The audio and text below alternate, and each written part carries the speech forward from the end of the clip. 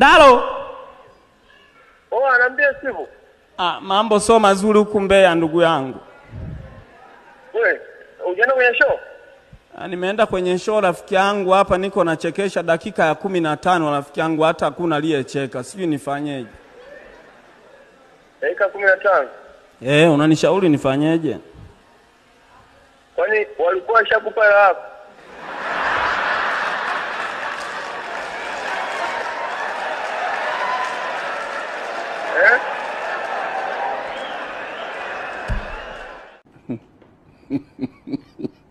Wanangu kopeni msogope madeni, yote heri mipango ya jalali. Ila akikudai vibaya mzulumu, hata kama ni baba mkwe mzulumu, hata kama ni bosi wako mzulumu, hata kama jirani yako mzulumu, hata awe mwenye nyumba wako mzulumu, akijichanganya mzulumu.